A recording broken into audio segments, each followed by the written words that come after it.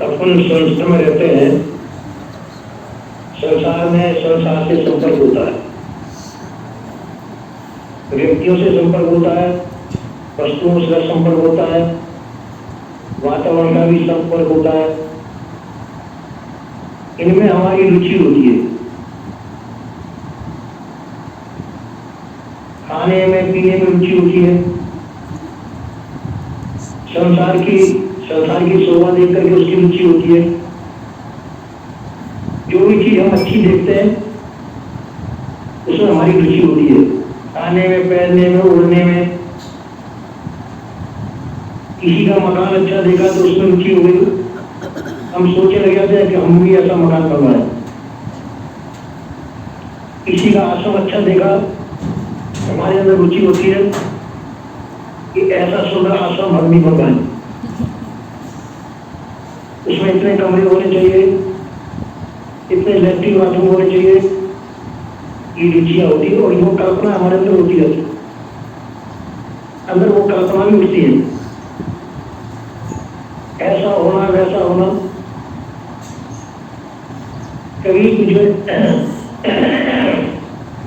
संसार में किसी व्यक्ति से कहना सुनना हो जाता है, उसका विकार हमारे अंदर बस जाता है, वो निकलना मुश्किल होता है। उसने मेरे से ऐसा क्यों कह दिया, नहीं कहना चाहिए।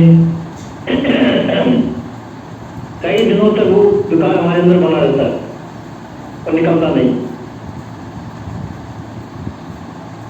किसी ने जाकर के, हम गए वहां पर, उसने हमारी सेवा कर दी और मान सम्मान रख दिया, तो हम कई दिन तक विचार करते रहते, वो बहुत अच्छा। उसने हमारी सेवा पूजा की, उसकी तरफ हमारा मन ज्यादा चलता जाएगा, क्योंकि वो हमारे अनुकूल पड़ा। उसका भी चिंतन होगा, और कभी किसी ने कोई अपमान कर दिया तुम्हारा, उसका भी चिंतन होगा। चिंतन दोनों ही होंगे। वो चिंतन तुम्हारी भजन में विघ्न पैदा करेगा।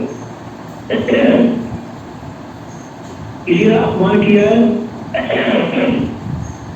उसका चिंतन मन में रखोगे, वो भी विघ्न करेगा, भजन नहीं होने देगा। और किसी ने मान सम्मान किया है,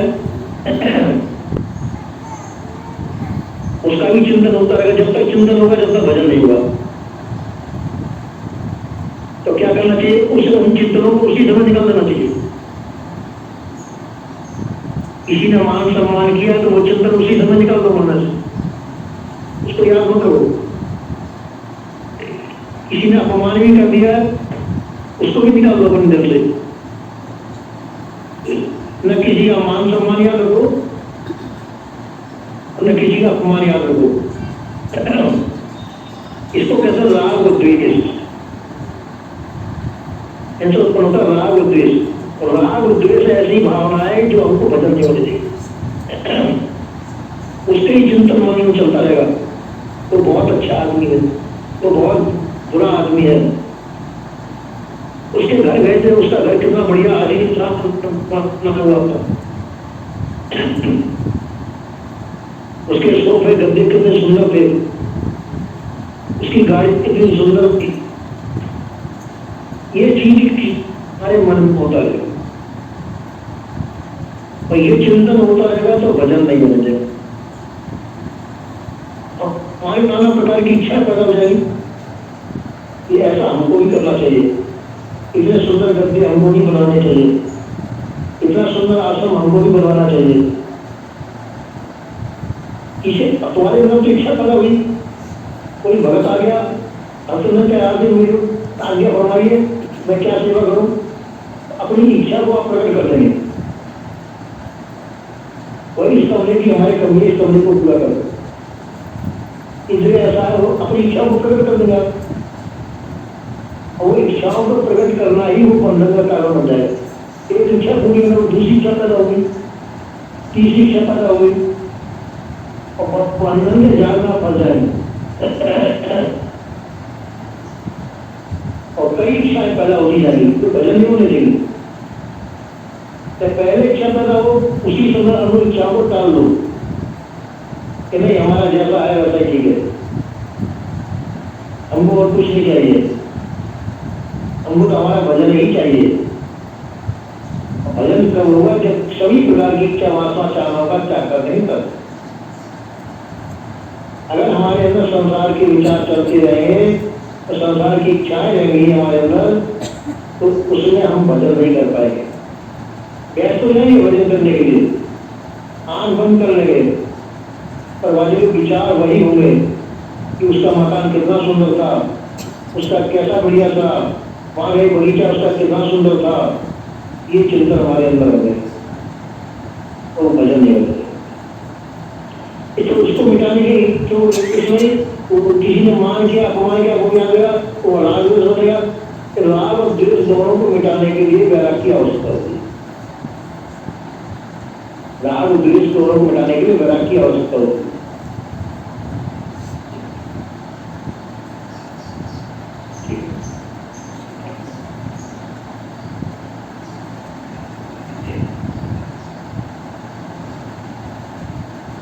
इसी प्रकार से राग द्वेष को मिटाने के लिए वैराग्य की आवश्यकता होती है और वैराग्य की साधना के लिए भजन जरूरी है।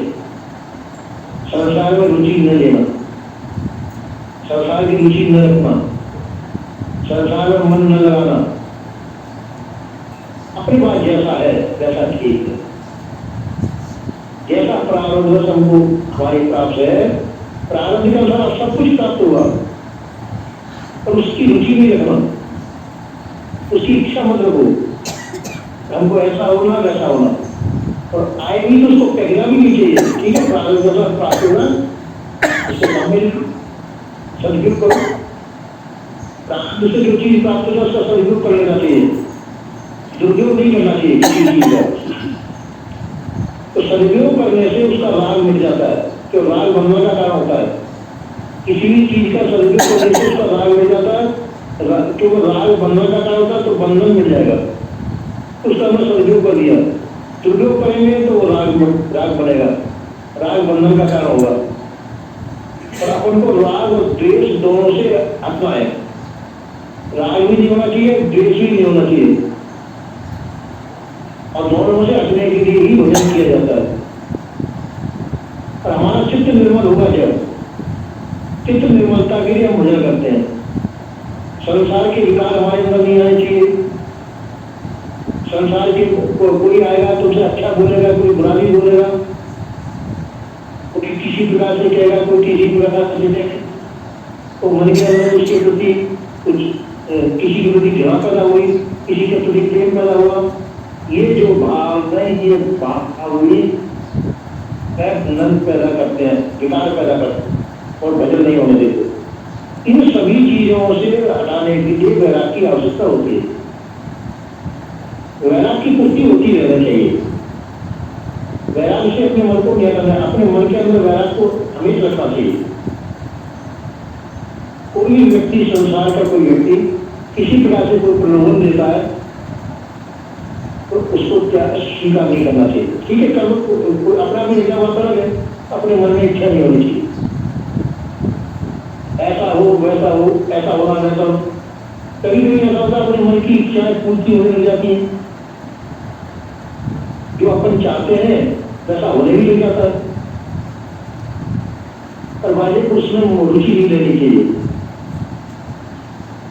संसार की इन चीजों में रुचि नहीं लेनी चाहिए और सबसे रुचि को हटा करके निर्विकार होकर के रहना चाहिए, तो भजन हो सकता है।